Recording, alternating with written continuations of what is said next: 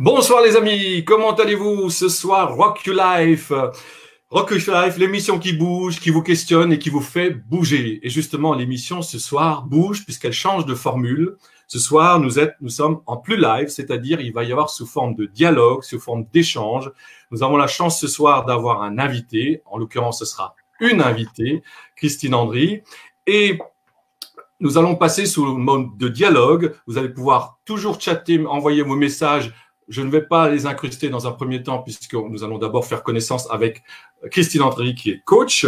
Alors pourquoi j'ai invité Christine Andry ce soir à parler avec nous? Eh bien parce que la semaine dernière, Christine Andry, nous nous connaissions depuis 3-4 ans et nous nous sommes croisés 3-4 fois et nous avons dû échanger 5 minutes. Et la semaine dernière, le 28 avril, elle est passée à l'émission de mon ami Michel Poulart, Talk Show, qu'il anime tous les soirs à 22 heures. Et j'avais programmé, tiens, je vais quand même voir comment ça passe l'échange avec Christine Andry et Michel. Et à 23 heures, je me branche sur l'émission. Et là, je reste accroché jusqu'au bout. Vraiment, je suis sidéré. Je suis touché par la personne, par Christine Andry, parce que pour moi, elle est très authentique. Elle a osé parler de ses faiblesses.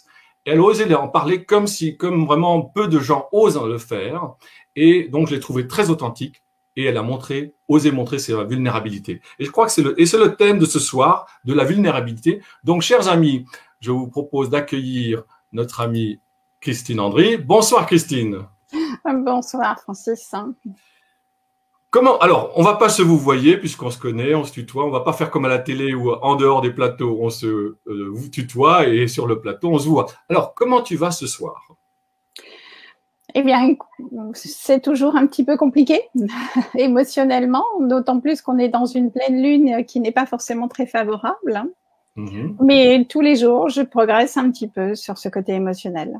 D'accord. Alors, tu m'as beaucoup touché parce que tu as osé te révéler à l'émission de Michel Poulart la semaine dernière.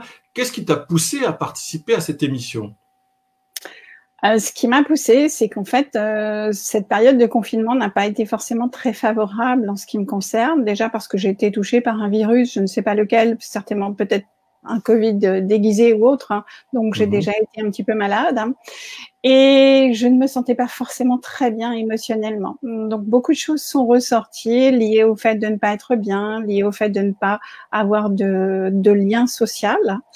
Et je me suis dit à ce moment-là qu'il fallait que je mette en place des stratégies et des solutions. Donc, par hasard, je suis tombée sur plusieurs émissions, dont celle de Michel Poulart, hein, et je me sentais bien dans cette émission. Donc, il faisait une invitation à se présenter et je me suis dit, pourquoi pas y aller et puis voir ce qui se passe. En fait, je voulais voir ce qui se passe, comment je réagissais, comment je me sentais. Donc, ça veut dire que tu n'avais aucune idée de finalement ce que tu attendais de cette émission. C'était juste participer à cette émission et quelque part un peu combler ce vide dans cette période de confinement? Oui, c'est ça. Voilà, c'était exactement ça, combler un vide que je n'avais pas au niveau social. D'accord, très bien. Alors, suite à cette émission, je t'ai envoyé un petit message lors de l'émission et puis le lendemain, nous avons pris contact ensemble et pour discuter, parce que tu parlais de faire des pitchs le soir même et j'ai dit je peux te coacher pour comment pitcher. Et le lendemain, nous avons pris contact, sachant qu'avant, on avait à peine échangé à chaque fois 5 minutes, comme je l'ai dit auparavant. Et lors de notre échange, j'étais assez surpris puisque tu m'as dit que tu me semblais que tu n'étais pas aligné. Alors, qu'est-ce que tu entendais par là, que tu n'étais pas aligné lors de l'émission, c'est bien ça? Aligné parle beaucoup, c'est tête, une pensée dans la tête, le même ressenti dans le corps. Alors, il y avait une coupure, Christine, si tu veux bien le répéter. Être aligné, pour moi, c'est avoir la même pensée et le même ressenti entre la tête, le cœur, le corps et l'esprit. Et moi, qu'est-ce que je t'ai dit? Eh bien, je ne m'en souviens plus, je dois dire. Ah, ok, c'est bien. Voilà, on est dans l'authenticité. On est dans l'authenticité, je suis désolée, je ne m'en souviens. Ah, si, je me souviens, tu m'as dit, mais tu es… Moi, je dis, mais moi, j'ai l'impression de ne pas être alignée. Et tu m'as répondu, mais si, tu es aligné. Oui, moi, je t'ai dit ça. Voilà, parce que pourquoi je t'ai fait cette remarque? Parce que très souvent, quand on est coach, on veut donner la bonne image, on veut montrer que le coach, en quelque part, dans l'esprit populaire, on est un peu au-dessus, où on voit des choses que les autres ne voient pas, ce qui est peut-être vrai, mais maintenant, on n'est pas au-dessus de tout le monde, on a les mêmes problèmes comme tout le monde. Tout à fait, tout à fait. Et là, je n'ai pas voulu m'empêcher. Voilà, et ce qui m'a touché particulièrement, c'est que justement, beaucoup de coachs ne montrent pas ce côté vulnérabilité qu'eux-mêmes ont également, comme tout le monde. Oui. D'ailleurs, c'est ce côté vulnérabilité qui nous permet d'être encore meilleurs puisqu'on passe par ces stades-là, donc on est encore plus à même d'accompagner les personnes. Et parce qu'on a fait un travail sur nous-mêmes pour en sortir, on va encore aider plus facilement les personnes qui peuvent se retrouver dans le cadre d'un accompagnement dans le même cas que nous vivons. Si je comprends bien, tu veux dire que c'est d'accepter cette vulnérabilité, de la reconnaître? Accepter, reconnaître pour pouvoir mieux la travailler, tout à fait. D'accord. Très bien. Alors, une question qui se pose quand même, c'est qu'est-ce qu'on met derrière ce mot authenticité? Être authentique. Être authentique. Être authentique, c'est être soi-même, je dirais. C'est parler avec son cœur et parler de ce qu'on ressent. Non pas parler de ce qu'on ressent dans un mode plainte, mais parler émotionnellement de ce qu'on vit au quotidien. Pour moi, c'est ça. Pardon? Pardon, non, c'est ça, pour moi. Parler émotionnellement de ce quotidien, de ce qu'on vit, de son cœur. Mais est-ce que c'est toujours accepté par la société? Mais ça dépend d'où ça vient. Si ça vient de ses tripes ou si ça vient d'un paraître. Le plus gros problème, en fait, c'est qu'on est obligé de laisser paraître dans la société que tout va bien. Et le jour où on arrive au seuil de saturation, eh bien, à ce moment-là, les gens ne nous comprennent pas. Je prends par exemple, chaque fois qu'on croise des collègues, eh bien, ils vous demandent si ça va. Et on va leur répondre, oui, oui, ça va. Oui, oui, ça va. En fait, c'est une formule de politesse parce qu'on n'ose pas dire soi-même que ce jour-là, c'est compliqué. Et le jour où on finit par le dire, eh bien, personne ne l'accepte parce que les gens ne comprennent pas. Donc, être authentique, c'est savoir dire, oui, aujourd'hui, ça va. C'est pas forcément un bonjour, mais ça va. Ça veut dire aussi ça va pas, non? Être authentique, non? Voilà, c'est ça. Oui, mais on ne rentre pas dans le détail de oui. Oui, la société ne veut pas l'entendre, c'est ça. Tout à fait. Donc c'est déjà reconnaître cette partie-là, en dire oui, ça ne va pas forcément aujourd'hui, mais bon. Donc la question, est-ce que la plupart des gens sont authentiques? Moi, je pense que non. Je n'ai pas été moi-même pendant des années. J'étais dans un mode de fonctionnement, en fait. On répond à un critère et une demande de la société qui font que on ne peut pas passer par cette étape d'authenticité. Ben voilà, l'authenticité, c'est mon petit-fils qui vient me visiter pendant la vidéo. Eh bien voilà, c'est ça le voilà, live. Ça, le live. Il me semblait bien que j'avais entendu une porte s'ouvrir. Comme ça, il voit sa mamie, comment elle est authentique. Voilà. Voilà. Alors, pourquoi la plupart des personnes ne sont pas vraiment authentiques? Quand on leur pose la question, ça va, et puis ils ne veulent pas montrer que ça ne va pas? Peut-être parce qu'en fait, on n'a pas réfléchi exactement à ce qu'on voulait, comment on voulait le gérer. Alors, il y a déjà le poids social, il y a le poids familial qui sont derrière et qui nous pèsent énormément dans du style fais un effort, sois parfait, etc. Et c'est des choses qu'on a entendues depuis notre plus tendre enfance et qui nous ont conditionnés en permanence. Donc, il y a cette première partie. Il y a le côté sociétal où il faut rentrer dans les cases. Et puis, ne pas montrer aux autres qu'on est en faiblesse, en vulnérabilité. Donc, si je comprends bien, il y a un ensemble de facteurs qui font que c'est difficile d'être authentique ou de se montrer tel qu'on est. Oui, c'est un ensemble de facteurs. D'accord. Donc, la question se pose, alors finalement, c'est quels sont les avantages à être authentique? Donc, si tu me dis que tu ne l'étais pas il y a plus d'1 an et maintenant tu es authentique, quels sont les avantages à être authentique? Les avantages, c'est d'être en accord avec soi-même. Parce qu'à un moment, on parlait d'alignement tout à l'heure. En fait, ce désaccord va faire que, on n'est pas authentique et il y a quelque chose qui ne colle pas. Alors, quand on est en accord avec soi-même, qu'est-ce que ça apporte? Un bien-être intérieur. Et lorsqu'on est bien à l'intérieur de soi, en fait, ça rayonne à l'extérieur. Donc, on va parler aux autres déjà avec authenticité, avec sérénité, avec nos propres mots et non pas les mots des autres de ce qu'on vit. En l'occurrence, voilà. Pardon. Donc un bien-être intérieur qui fait que tu rayonnes et c'est justement ce qui a attiré mon attention lors de l'émission qui fait que je dis tiens, oh, eh bien c'est une personne intéressante, j'ai envie de te contacter pour voir, pour faire connaissance déjà et puis finalement la conséquence c'est que ce soir nous dialoguons ensemble sur ce thème de l'authenticité. Donc il y a des avantages à être plus authentique puisque ça apporte dans un premier temps un bien-être et si j'ai bien compris aussi dans le cadre de ton travail en tant que coach mais peut-être dans le cadre de tout travail de faire un meilleur travail si on est en accord avec soi-même. C'est avoir plus de résonance.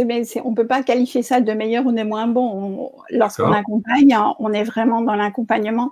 Mais je pense que c'est la résonance qu'on a par rapport aux autres personnes qui va faire qu'on va être en progression constante et plus rapide.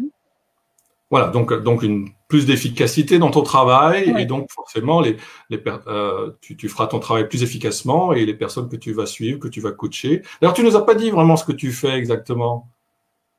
Eh bien, en fait, j'ai monté un programme d'accompagnement pour les créateurs d'entreprises parce que c'est une des raisons du travail que j'ai fait sur moi-même. J'ai créé une première entreprise. Je n'ai pas échoué, en fait. J'ai arrêté pour des raisons financières parce que je m'étais fixé une limite. Et lorsque j'ai arrêté, je me suis posé les questions à savoir qu'est-ce qui s'est passé. Pourquoi, voilà, cette activité ne s'est pas développée comme tu avais envie ou comme tu voulais.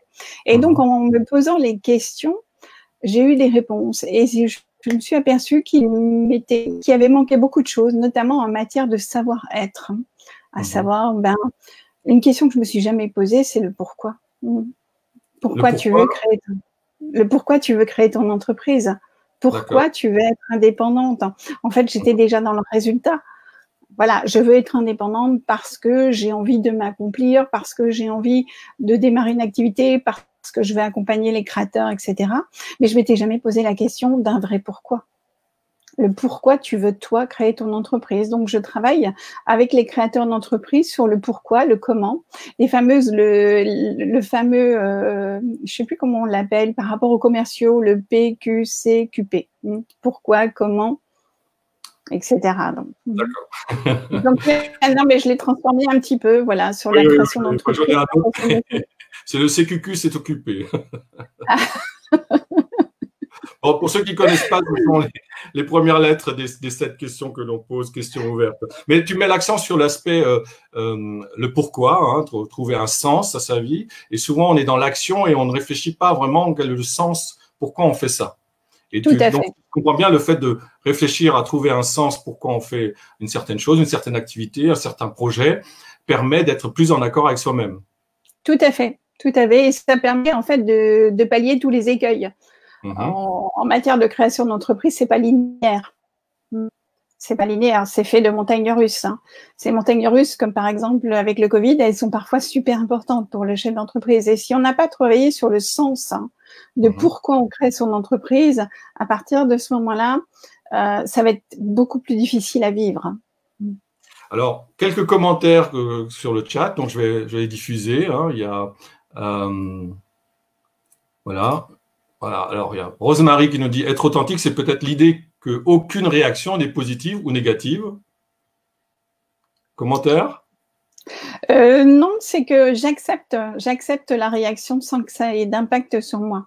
Enfin, oui, je transforme un peu, mais c'est un petit peu ça que tu veux dire. Oui, mais je crois que vous êtes d'accord avec Rosemary. Okay, voilà.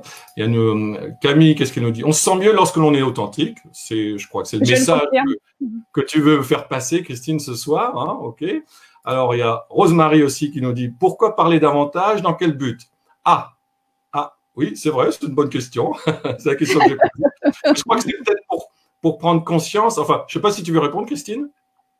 Eh bien, on en avait discuté un petit peu. En fait, comment être authentique, ça répond aussi un peu à ce que c'est comment être authentique. C'est pas quelque chose qui se fabrique, en fait. C'est pour ça que la question sur les avantages, elle est un petit peu difficile à répondre. L'authenticité, en fait, ce n'est que le résultat de quelque chose d'autre. C'est le résultat d'un travail qu'on fait sur soi, de questionnements qu'on fait sur soi et qui font qu'à un moment, on a envie d'être soi et non plus d'être en dualité ou d'être deux personnes.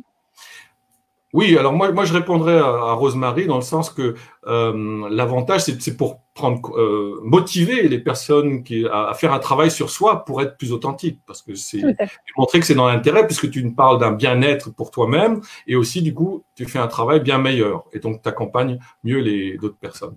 Et Camille, qui nous dit aussi, donc oui, le fameux Why de Simon Sinek, ou Sinek, selon comment on le prononce à la française ou à l'anglaise. Voilà. Eh bien, l'émission avance, hein, passe plus vite qu'on le pense. Nous arrivons tout doucement vers la fin. Alors, quel conseil tu donnerais, Christine, pour s'il y avait des personnes qui veulent être plus authentiques? Comment faire? Eh bien, moi, je dirais déjà, c'est de ne pas chercher à être authentique. La première des choses, c'est lâcher prise sur l'authenticité. La laisser de côté, c'est quelque chose qui va venir de soi à partir du moment où on aura travaillé sur ses propres incohérences. Ce sont les incohérences qui font que cela nous empêche d'arriver à cette authenticité. Lorsqu'on apprend à être cohérent avec soi-même, avec ses idées, ses valeurs, ses besoins, ou quoi qu'il en soit, avec son pourquoi, avec le sens qu'on leur donne à ses actions, à ce moment-là, on devient naturellement authentique. Donc, en fait, c'est pas quelque chose qu'on doit pousser, on doit le laisser venir à partir du moment où on aura fait ce travail avant sur soi. D'accord, il doit laisser venir, mais quand même faire un travail sur soi. Oui, alors, j'ai dans l'oreillette, on me dit qu'il y a Charlottine qui est en direct. Ah, Charlottine est en direct. Ah, qu'est-ce qu'elle nous dit, Charlottine? Est-ce que Charlottine aurait un conseil pour être… Oui, elle dit, il faut oser. Ah, oui. Elle m'explique qu'il faut oser. Il faut oser faire un travail sur soi pour être soi-même. Oui, merci Charlottine. Donc, oui, il faut oser parce que ça demande peut-être parfois du courage pour faire un travail sur soi. Oui, parce que ça demande de lâcher, exactement, ça demande de lâcher tout ce qu'on avait, tout la manière dont on fonctionnait jusqu'à présent, et souvent, en fait, c'est ce qu'on a le plus difficile. Hein, parce que comme on ne connaît pas l'avenir, on ne connaît pas ce qui va se passer plus tard, on sait comment on est, on dit toujours on sait ce qu'on a, mais on ne sait pas ce qu'on aura. Donc on se tient souvent à ce que l'on a par peur du futur. Eh bien, Christine, cette émission arrive à sa fin bientôt, donc il reste encore 2-3 minutes. Peut-être que je vais te laisser le mot de la fin, si tu veux conclure. Oui, j'aurais envie de vous dire de lâcher votre objectif et de vous conseiller de dire que le but de votre chemin, c'est le chemin en lui-même. Le but du chemin, c'est le chemin en lui-même. Très bien. Eh bien, merci beaucoup, Christine, pour cet échange. Moi, j'ai une citation d'Oscar Wilde qui dit « Soyez vous-même, les autres sont déjà pris ». Excellent. Voilà, donc, j'espère que nous avons été nous-mêmes, chers auditeurs, chers amis sur Facebook. C'était possible de nous suivre à la fois sur ma page et sur mon profil Facebook. Donc, c'était une nouveauté ce soir, beaucoup de nouvelles nouveautés, puisque c'est un nouveau travailler en tant que réalisateur, comment faire avec un échange avec une personne. Ce week-end, donc demain c'est le week-end, ce soir c'est le week-end, un long week-end. Demain 8 mai, je passe de nouveau à la version lucidité. Donc je vous donne rendez-vous demain à nouveau à 17h37 pour un moment de convivialité, avec ma maman, Lucie, et puis j'ai plus d'image. Voilà. Comme quoi, la technique, il y a encore à apprendre. Chers amis, je vous dis bonsoir, soyez en forme. Il reste plus que 3 jours et 6 heures avant de vous pouvoir profiter de nouveau différemment de la vie. Je vous donne rendez-vous à demain, 17h37 sur Facebook Live. Rock You Live, non, c'était ce soir et demain, ce sera lucidité. Venez prendre le thé avec Lucie. Je vous embrasse. Merci beaucoup, Christine. Et à bientôt. Merci à toi. Merci à toi. Merci à vous.